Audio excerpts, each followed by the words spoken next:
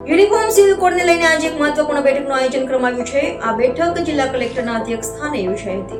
આ બેઠકમાં યુસીસી કમિટીના મહત્વના સભ્યો હાજર રહ્યા છે, જેમાં સુપ્રીમ કોર્ટના નિવૃત્ત ન્યાયાધીશ રંजना દેસાઈ, કમિટીના સભ્ય અને એડવોકેટ આરસી કોડેકર, કમિટીના સભ્ય અને ભૂતપૂર્વ વાઇસ ચાન્સેલર દક્ષેશ ઠાકર તેમજ કમિટીના સભ્ય અને સામાજિક કાર્યકર ગીતાબેન શ્રોફનો સમાવેશ થાય છે।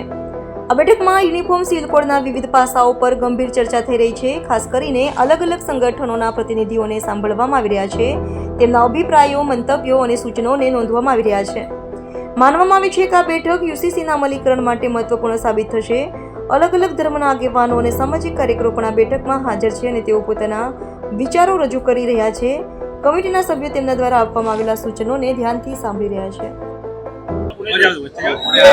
આજે સુરત મહાનગરમાં જે યુસીસી ગઠન થયું હતું, નામદાર સુપ્રીમ કોર્ટના નિવૃત્ત જજ આદરણીય દેસાઈજી અને એની સદસ્યની ટીમ એ સુરતની અંદર યુસીસીના મામલે અલગ અલગ ક્ષેત્રના લોકોને સાંભળવા આવી હતી।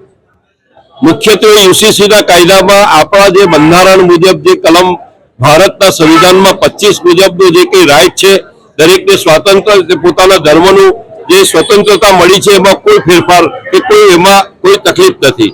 પણ કલમ 44માં જે પ્રાવધાન કર્યું છે, જોગવાઈ કરી છે કે યુનિફોર્મ સિવિલ કોડ યુસીસી એ એટલા માટે કે જન્મ, લગ્ન, મરણ અને એનું રજીસ્ટ્રેશન બાદ જે કેસો થાય છે, ડાયવોર્સના કેસમાં, ભરણ પેશનના કેસમાં, વારસાઈના કેસોમાં, તો આમાં ઇક્વાલિટી હોવી જોઈએ। સ્ત્રી પુરુષમાં પણ ભેદ ન હોવો જોઈએ। કેટલાક લોકો સ્ત્રીને હક નથી આપતા, એવું પણ ન હોવું જોઈએ। ઓલ ઇક્વાલિટી હોવી જોઈએ અને દરેકના મામલે ઇક્વાલિટીના મામલે આની સાથે સાથે કે જે પ્રમાણે ભરણ પોષણના કેસ કોર્ટમાં વૈધા છે, મરણ પછી વારસાઈના કેસોમાં અલગ અલગ પ્રકારના કેસો વૈધા છે, તો આ બધામાં તો કમસે કમ એક રાગીતા આવે અને કોઈ પણ ધર્મના લોકોના લગ્ન હોય એ પોતાના રીત રિવાજ મુજબ કરે, પણ એનું રજીસ્ટ્રેશન તો અવશ્ય કરે।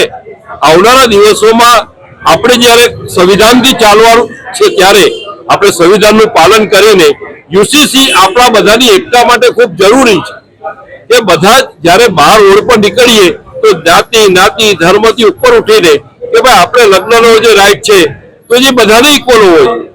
જે આપણે ભરણ પોષણનો રાઈટ બને છે મહિલાઓને, એનો પણ સરખો ન્યાય મળવો જોઈએ। જે વારસાઈનો ન્યાય હોય તે પણ સરખો મળવો જોઈએ। તો આ ત્રણ વસ્તુ પર ઇક્વાલિટી એ કોમન સિવિલ કોડનું મુખ્ય અંશ રજૂઆત છે। મુખ્ય પેલી રજૂઆત એ છે કે હાલમાં ગુજરાત સરકાર પર 3.85 લાખ કરોડનું દેવું છે।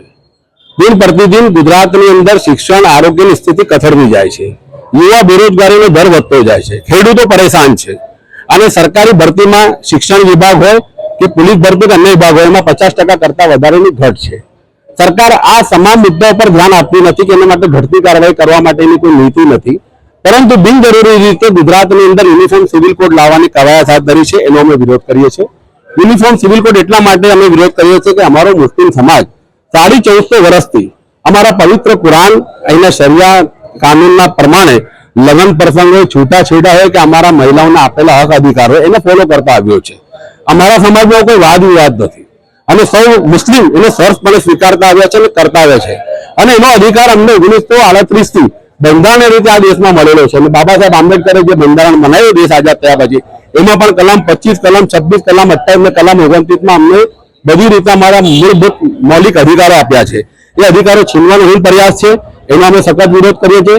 અમારી સાથે સાથે મહારાષ્ટ્રીયન સમાજ જે સુરતના સમગ્ર ગુજરાતના વર્ષોથી વસવાટ કરે છે, એ મહારાષ્ટ્રીયન સમાજના પણ કુંડી પાર્ટી હોય, ગુજ્જર પાર્ટી હોય, નાભિક હોય, કોળી હોય, મહાજન હોય કે દલિત સમાજ હોય, એમાં પણ લગ્ન પ્રસંગ મામાફોઈ સમાજમાં થતા હોય છે સગા સંબંધીમાં।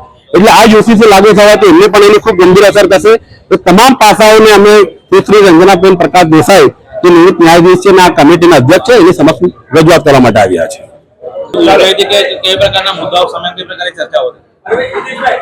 રાજ્ય સરકાર જે સમાન સિવિલ કોર્ટ જે કાનૂન લાવવા જઈ રહી છે, રાજ્ય સરકારનો ઈરાદો સાફ છે કે તમામ સમાજ, તમામ ધાર્મિક આગેવાનો, અગ્રણીઓના સૂચનો લઈ અને એક રાય કરી અને ક્યાંયથી કોઈને અન્યાય ન થાય એ માટેનો એક આમ રાય બને એટલા માટેની રિટાયર્ડ જજની અધ્યક્ષતામાં જે કમિટી બની છે, કમિટી આજે સુરતના બુદ્ધિજીવી નાગરિકોના, તમામ આગેવાનોના, સામાજિક આગેવાનોના બધાના રિવ્યુ, પોતાના સૂચનો માટે આવી હતી.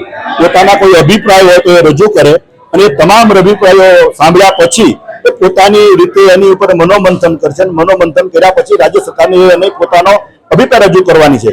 સારી રીતે સારા વાતાવરણમાં બધાએ પોતાના અભિપ્રાયો રજૂ કર્યા છે. કમિટીએ પણ થોડી ઘણી કોઈને કોઈ ધ્યાનમાં ન હોય અથવા તો કોઈ ભ્રમ હોય તો એના ઉપર પ્રકાશ પાડ્યો છે કે આ કમિટી છે, સૂચનો માટે છે, કોઈ નિયમ કમિટી બનાવવાની નથી.